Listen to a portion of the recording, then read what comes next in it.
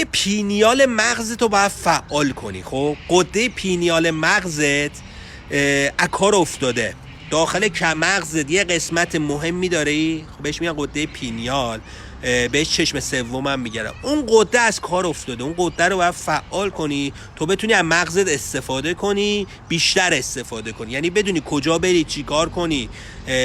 اگه گیر کردی یا اگه تو زندگیت گیر کردی نمیدونی چی کار باید بکنی، هنوز گیر کردی، اون مغزه اون قسمتشو باید فعال کنی. اونم باید یاد بگیری چجوری فعالش کنی. منم تبحرم این کاره، فعال کردن اون قده است، ولی باید نشانه ها رو دنبال کنی دیگه. من توضیح دادم تو پیج چیکار باید بکنی، شما اگر زمانش رسیده باشه متوجه میشی باید چیکار کنی. آدرس پیج 2 هم من بالای پیج، از اون روش کلیک میکنی میتونی بیای تو پیج 2. پیج 2 آموزشیه، بهت کمک میکنه بتونی زندگیتو تغییر بدی دیگه، تبدیل به یه سوپر هیومن، ابر انسان بشی دیگه. چاکراهاتو فعال کنی، مغزتو فعال کنی، روشن شی دیگه. فیلم لوسی رو میتونی بری نگاه کنی ببینی داستان چیه. پیج 2 اگه دوست داشتید عضو بشید، اون آدرسش اون بالاست. پیجای منم پیج تقلبی هم زدم، مواظب باشید. پیج من آدرسش بالای پیج، روش کلیک میکنی پیج 2 پیام میدی، شرایطو برات میفرستم، دوست داشتی میتونی عضو بشی، ولی قبلش باید بری تمام این پیج رو کامل نگاه کنی بعد بیای اونجا، وگرنه متوجه نمیشی داستان چیه.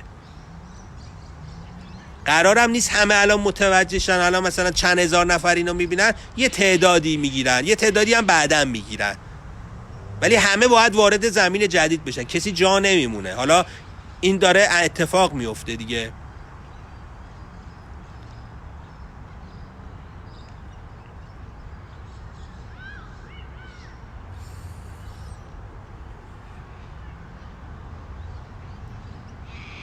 اون کاری که من میگم رو باید انجام بدی. وقتی من میگم باید بری اینجا نگاه کنی، باید بری پیام بدی، این کارو کن، نرو پیج 2 اد کن.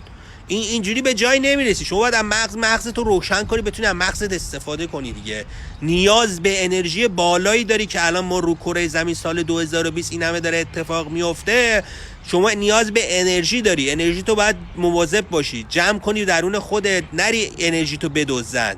میری یه جا اخبار نگاه میکنی، خبرهای منفی بهت میدن، یکی حالش بده میاد میناله، با درد میخواد چیز کنه، انرژی تو میدوزه، حالتو بد میکنه. باید حواست باشه.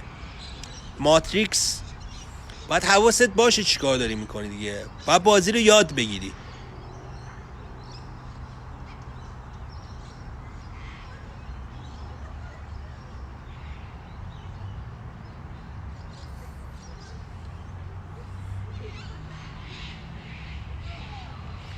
پیج 3 در کار نیست. بعد بیای پیج 2. من دارم میگم پیج 2، پیج 3 هست، 4 5 هر کی یه پیجی زده دیگه.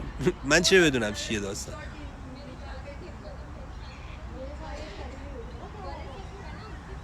سوالاتتون رو بچه. آره، آدمایی که حال نمی کنید و همه رو حذف کنید از زندگیتون. من همه رو حذف کردم، خودم انقدر راحتم، انرژیم بالاست، حالم خوبه، لذت دارم میبرم از زندگی. پیجاتون رو برید بلاک کنید، فیلتر کنید. اون آدمایی که تو پیجتونن کامنت میذارن براتون، نظر همه رو دیلیت کنید. نیاز به اون آدما ندارید. انسان ها دو دسته شدن رو کره زمین، گروه هایی که مثبت شدن، یه گروه هایی هم منفی هن. خب اون منفی ها هم میان کم کم مثبت میشن، ولی ما در حال تبدیل هستیم دیگه. الان اون وسطیم. خب شما اگه هنوز نتونستی خودتو انرژی تو ببری بالا، اون آدما میان مثلا چجوری کار میکنن این آدما انرژی خارا، مثلا بچگیش مشکل داشته، مثلا 3 سال 4، اینا به خاطر اون برنامه‌ای که بچگی کودکی رفته درونش، بعد اینا میان یه حرکتایی میکنن دیگه، سنشون مثلا بالاتر شده، مثلا یارو 30 سالشه یه کارایی میکنه خودش هم نمیدونه چرا مثلا این کارا رو داره میکنه، مثلا 40 سالشه نمیدونه مثلا چی کار داره میکنه، به خاطر اون برنامه‌ای که تو مغزشه. خب دست خودش نیست، تبدیل به یه ربات شده، نمیدونه چیکار. مثل ربات صبح پا میشه یه کاری میکنه، میره کار، میاد خونه، آخر هفتهش همون ربات شدی. خب برای همین از آدمایی که نمیدونه کیه، چیه، چی کار داره میکنه، اصلا از اینا خودتون رو دور کنید، برید رو خودتون کار کنید. نیازی هم ندارید به کسی دوره براتون باشه. خودتون تنهایی رو خودت کار کن، حالتو خوب کن، انرژیتو ببر بالا. بعدن هر کسی دوست داشت خودت میان دنبالت. تو لازم نیست با کسی باشی. خودتون رو جدا کنید از آدمایی که منفی ان، حالتو بد میکنه، جایی که نباید بری، مکانایی که حالتو بد میکنه. نیاز به انرژی داری دوست عزیز. خب این قضیه خیلی خیلی جدیه. اگه الان فکر میکنی یه اتفاقی مثلا رو کره زمین افتاده، هیچی دیگه، قضیه کاملا جدیه. احتیاج به آگاهی داری دیگه. رو آگاهیت کار کن، آگاهیتو ببر بالا.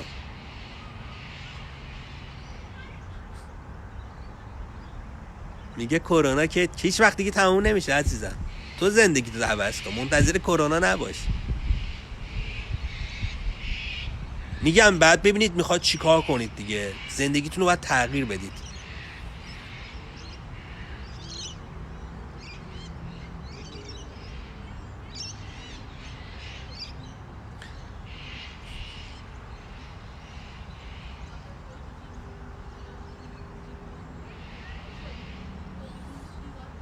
اینستاگرام بسیار بسیار خطرناکه. اینستاگرام یک نوع سلاحه، ازت انرژی میدوزه. اگر حالتو خوب نمیکنه، انرژی نمیگیری، اینستاگرامتو حذف کن، پاکش کن دیگه. اگر ازش درآمدزایی نمیکنی، ازش 4 تا چیز یاد نمیگیری، همینجوری مثلا توش میری میچرخی، اوضاعت خرابه دوست عزیز. اگر از اینایی که میری تو اینستاگرام همینجوری میچرخی، مثلا هر چیزی رو نگاه میکنی، اوضاعت خرابه.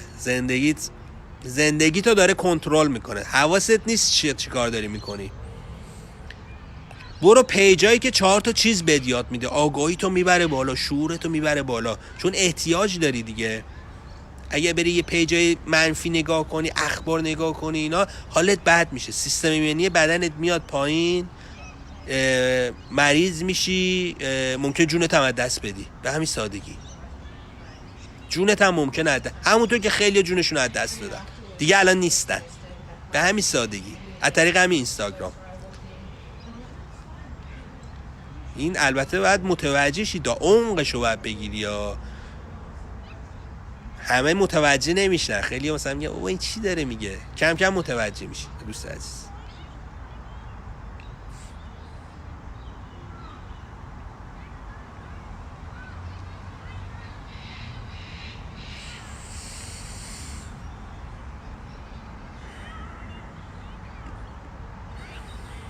بودو بابا، بودو هموری. بودو، وقت نداریم ما.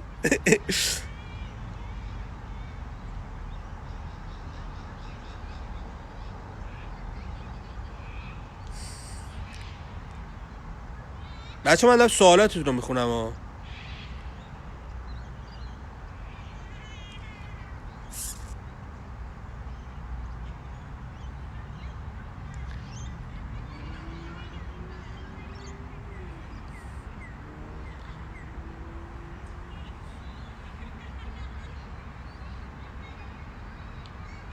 رنگین کمون رو دیگه سوارش میشی، سر میخوری، میری اون ور دیگه، میری تو بعد 5. کارش اینه. همه این کار رو نمیتونن کنن. یه سری درگیر اون صدای تو کله‌شونن و تو ماتریکس گیر کردن دیگه. هنوز بیدار نشده، نمیدونه کجا داره زندگی میکنه، چه داستانیه.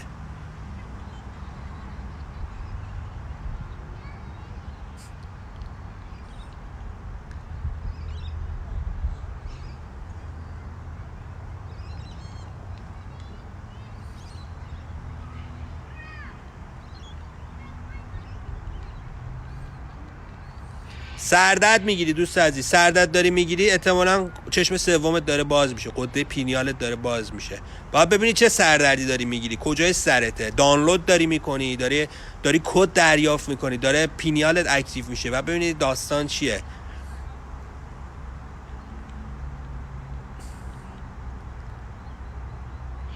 خودت میدونی برای چی درد میکنه، از من داری سوال میکنی؟ ای شیطون.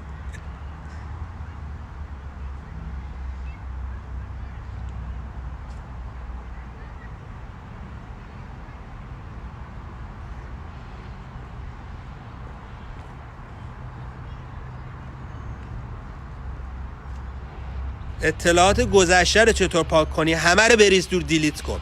یعنی یه جوری زندگی کن یادت نیاد مثلا صبحونه چی خوردی، نهار چی خوردی، یه ساعت پیش چی کار کردی. به هر چیزی که از گذشته فکر کنی انرژی تو میدوزه، حالت بد میشه، افسردگی میگیری، استرس میگیری، بعد کم کم میری رو به بیماری، سرطان، تومار. اینا همش به خاطر این صدای تو سرت دیگه، افکاره. انرژی تو خالی کردن دیگه. حالا میخوای نگه داری، نگه دار. میخوای نبخش، یکی مثلا یه کاری کرده بهت عقده‌ای نگه دار تو دلت، تو بگو نمیبخشمش و فلان، هیچی دیگه کارت زاره، نمیتونی وارد زمین جدید بشی.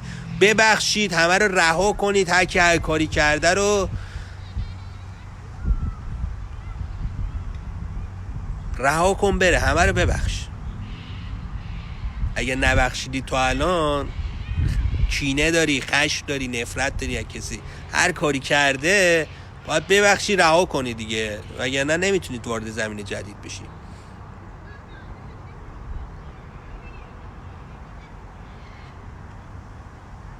اگه گذشته فکر میکنی سر کاری دیگه. ببین چند درصد از عمرتو تو گذشته یا چقدر تو آینده بودی. ببین یه سری هم سفر میکنن تو آینده همش، یه سری هم میرن گذشته.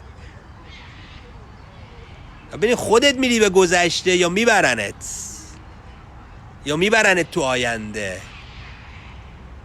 اگر بیدار نباشی میری دیگه، میبرنت تو گذشته، تو خاطرات، میبرنت تو آینده، تو ترس، استرس. ولی بیدار باشی اجازه نداره ببرتت که. هستی، میگی من هستم.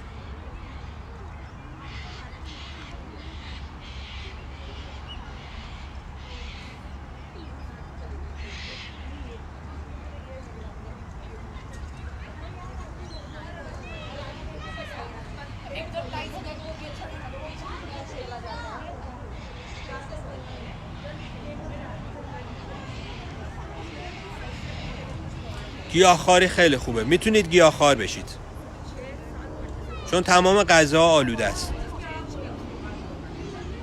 گیاه هم آلوده است، باید بشوری خوب.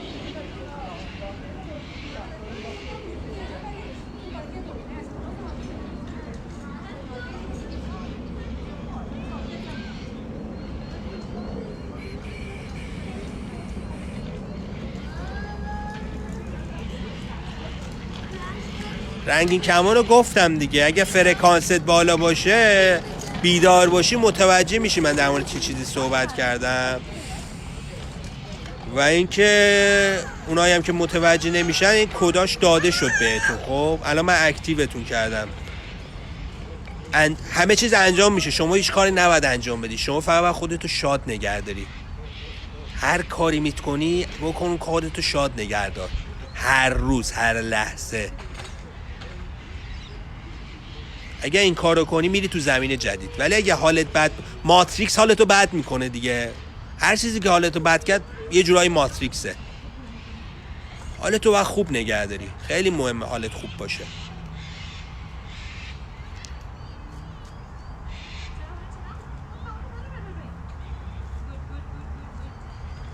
نه جن چیه، شیطان چیه؟ شیطان خودتونید دیگه. شیطان اون صدای تو کلتون، اون شیطانه. ببین تو کلت چقدر صحبت میکنه دیگه، اون شیطانه. چون وصل نیستی به خداوند، صدای خداوند نمیشنوی دیگه. رفیق صمیمی شیطانه، شیطان داره همش تو کلت زر میزنه، میاد صحبت میکنه، تو هم قدرتشو نداری بهش بگی نرو، برو کنار، صحبت نکن که. چون ایمانت کمه دیگه، ایمانت به خداوند قوی نیست. خداوندم داره صحبت میکنه نمیشنوی دیگه. شیطانای تغذیهش کردی، رفتی قضاوت کردی، رفتی کامنت گذاشتی زیر پیج مردم، چرت و پرت نوشتی، نبخشیدی، از این حرکتو کردی. شیطان خوشش اومده دیگه، اومده هی میاد پیشت صحبت میکنه، هی تو هم انرژیتو میدوزه، میخورتت، حالت بد میشه. اون شیطانه تو سرته.